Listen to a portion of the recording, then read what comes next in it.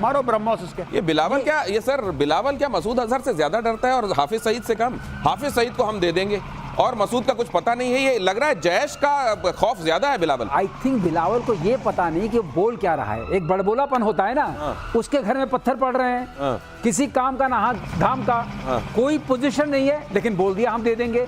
किस हक से बोल दिया वो तो छोड़िए, जो बोल रहे हैं, जो हमारे सरकार को संदेश हम लोग देना चाहते हैं, गौरव जो बोल रहे हैं, preemption as per international law is not unlawful. Preemption ही, हाँ, एक तरीके से prevention is better than cure. यहाँ प्रीएम्पशन को वही समझ लीजिए, ये वर्ड है यूज किया हुआ, लीगल वर्ड है प्रीएम्पशन, जो जिसका इस्तेमाल इजराइल करता रहा है। अब हिंदुस्तान भी उसी मौके पर आ गया है, प्रीएम्प्ट करिए, प्रीएम्प्ट कीजिए। और वो खतरा जो ये अगर अपने मुंह से बता रहे हैं तो इस समय तो मौका भी है, दस्तूर भी है। इन्होंने कह दिया, यही बहुत बड़ा सबूत है कि इन्होंने 10,000 तैयार किए थे, एक बार फिर से वहां अटैक करना हमारे लिए जरूरी हो गया था और प्रतिशोध जारी है, तो यही सही वक्त है। लेकिन अगली खबर देखिए, पुलवामा को लेकर बहुत सारे लोग कह रहे थे कहां से आया विस्फोटक, कहां से आया। जरा देखिए खबर, पुलवामा अटैक को लेकर विस्फोटक खुलासा। विस्फोटक ई कॉमर्स वेबसाइट से खरीदा गया था, आतंकियों को ऑनलाइन इसका भुगतान किया गया था। एफएटीएफ की रिपोर्ट में हुआ खुलासा। दुनिया भर में आतंकी फंडिंग पर एफएटीएफ नजर रखता है। एफएटीएफ को अगर ये बात चली गई है, तो पता चल गई है, तो फिर भाई साहब कितनी देर है ग्रे लिस्ट, ब्लैक लिस्ट, जो आपने जो भी लिस्ट बनाई थी, अब आपकी जानकारी में ये आ गया है, तो कीजिए ना वो जो आपको करना चाहिए था। बहरहाल ये उनके लिए बड़ा जवाब है जो कह रहे थे विस्फोटक आया कहां से। विस्फोटक यहां से आया, अब ये बता दिया इन्होंने, ऑनलाइन ऑर्डर करा। आज की तारीख में जो टेक्नोलॉजी अवेलेबल है, आप सिविलियन टेक्नोलॉजी का मिलिट्री एप्लीकेशन हो जाता है। आपको ड्रोन खरीदने, आप ऑनलाइन खरीदिए, कोई भी एक्स वेबसाइटों में नाम नहीं ले रहा, आप किसी से भी खरीदिए। आप होम एक्सप्लोजिव बना के उसको एक फ्लाइंग मिसाइल बना सकते हैं। टोटल खर्चा आपका 70,000 75,000 रुपए। You can make it into a small flying missile, ये पॉसिबल है और लोग करते हैं ऐसा, यही करा है। अब इसमें इंटरनेशनल जो आपके जैसे पेपैल वगैरह हैं, उनका भी इस्तेमाल करा गया है इसमें। फंडिंग कैसे करो, पैसा कैसे दो, इंटरनेशनली पेपैल के थ्रू भेजा। तो पेपैल ने एक अकाउंट को ब्लॉक भी करा जब उनको यह पता लगा कि इंटरनेशनल इसमें टेररिस्ट फंडिंग इस तरीके से हो रही है। तो इस चीज का भी ध्यान रखना पड़ेगा और कानून और सख्त करने पड़ेंगे। मैं एक चीज कह रहा हूं गौरव, मुझे याद आ रहा है, जो एफएटीएफ है, इसका नाम है फाइनेंशियल एक्शन टास्क फोर्स। हाँ जी सर, इसको फेल्ड एक्शन टास्क फोर्स बोलना चाहिए।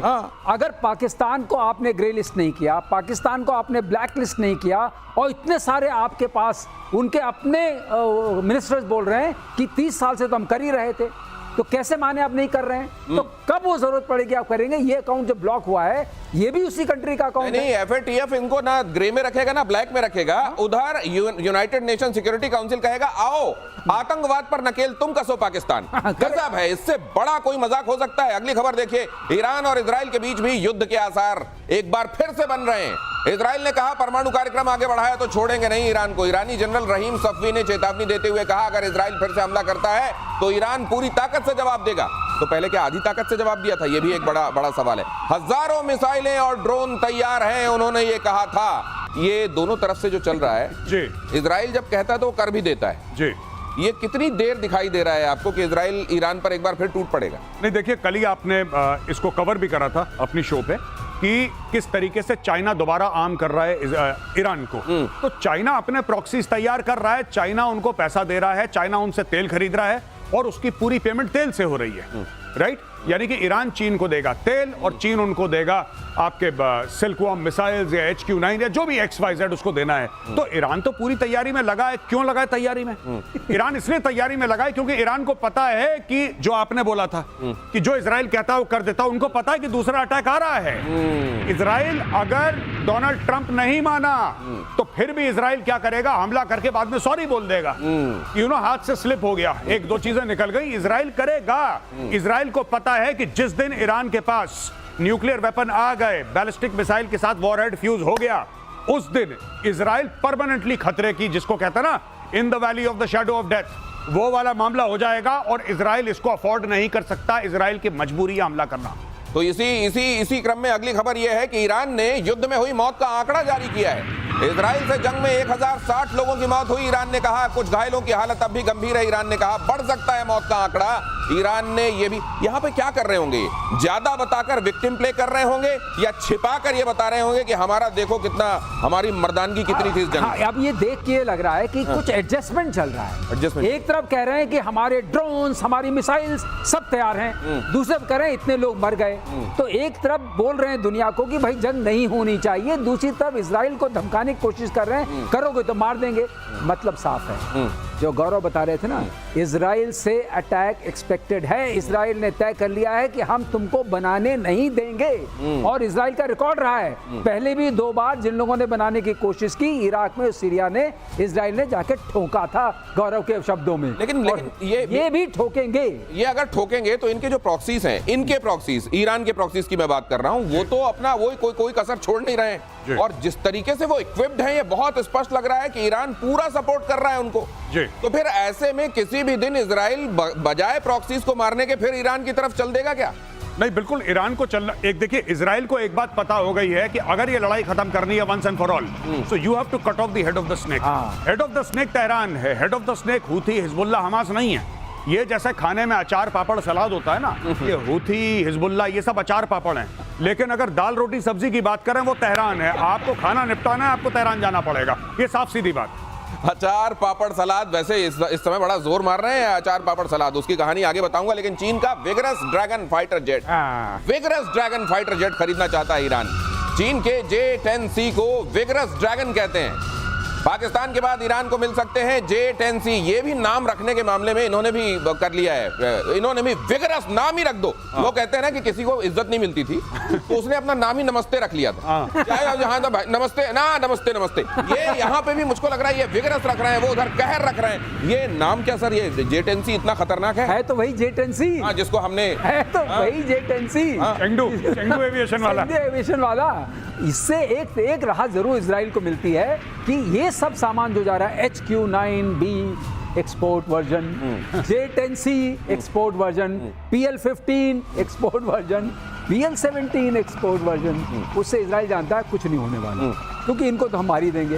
अब ये J-10C उसी कैटेगरी में आता है, और आपको पता है कि कुछ नहीं होगा। जिन दर्शकों ने ऑफ लेट ये देखा हो, असल में ये जो कहा जा रहा है ना एक्सपोर्ट वर्जन, ये माना जाता है कि डिफेंस के मामले में एक देश अपने लिए जो सामान बनाता है, जब दूसरे देश को देता है उसमें कहीं 19 बनाता है उसको। और चाइना अगर वो है तो चाइना का माल तो आप समझते हैं, उससे तो पूछा गया था ऑफिशियली कि बताइए क्या हुआ, इन्होंने ये तो हमारा एक्सपोर्ट वर्जन वाला है जो पाकिस्तान को हमने दिया था, गिर गया होगा, कोई बात नहीं।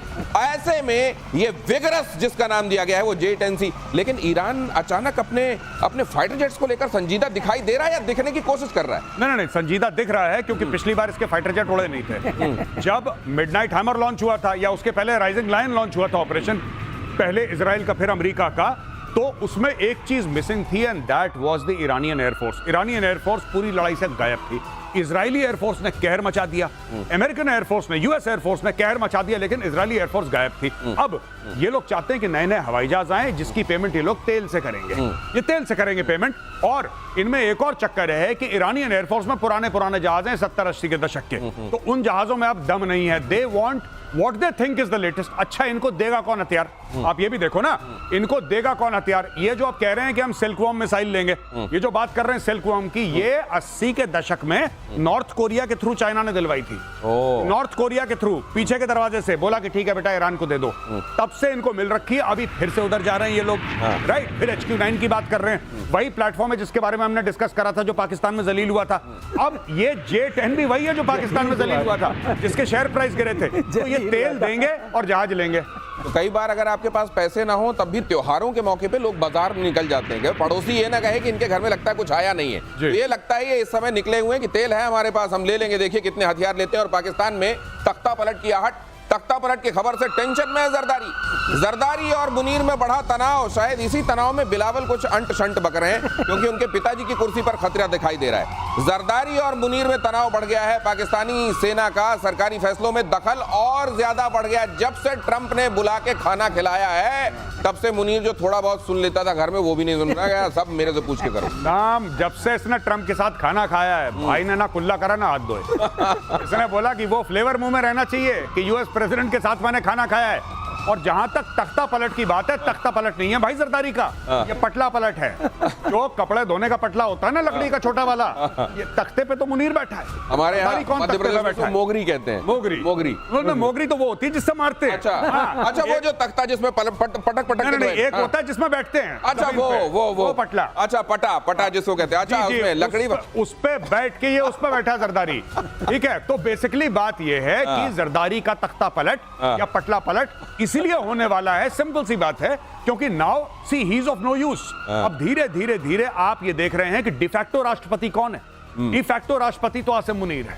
अब आसिम मुनीर धीरे धीरे कहेगा कि 2 लोगों को तनख्वाहें क्यों मिले, क्या मैं ही काम कर सकता हूं राष्ट्रपति का, निकालो उस वाले। और वैसे ही बजट कांस्टेंट चल रहा है, वैसे ही बजट का वैसे ही मुश्किल चल रहा है। अब ये समझ लीजिए, जो लोग तख्ता पलट कहते हैं ना, तो इज्जत देते हैं असल में उस आदमी को जो पट्टे पे बैठा हुआ है, उसका तो पटला पलट होने वाला है। और अमेरिका के पूर्व F-16 पायलट का एक बड़ा खुलासा, ये अब पाकिस्तान को कैसा लगेगा जरा वो भी सोच लीजिए।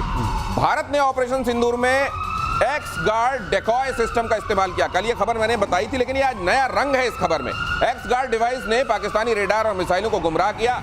भारत के राफेल को कोई नुकसान नहीं हुआ। पाकिस्तान का दावा गलत है। पाकिस्तान ने जिस राफेल को गिराने का दावा किया वो असल में एक डिकॉय था। आपने देखा होगा पाकिस्तान में जब वो अपने फाइटर जेट दिखाने की कोशिश करते हैं वहां के लोग, तो आपने देखा होगा रिक्शे को बना देते हैं फाइटर जेट जैसा, या कोई कार्डबोर्ड लेंगे उसको फाइटर जेट जैसा बना देंगे, तो वो उनका फाइटर जेट पजेस करने का उसमें सुख होता है, आनंद होता है। और ऐसे इन्होंने क्या किया, भारत ने एक जो नकली किस्म का उनको एहसास दिया था कि देखो हमारा राफेल है, राफेल की छाया समझ लीजिए, उसको मारा और राफेल गिरा दिया। अच्छा सिर्फ इतना नहीं, उन्होंने तो ये भी कहा था कि हमने न जाने कितने लॉक कर लिए थे जी, हम उनको भी गिराने, तो इसी तरह के लॉक किए बैठे होंगे। ये बिल्कुल सही कह रहे हैं, ख्वाजा आसिफ ने सही बोला, उसने 20 लॉक कर लिए थे भाई।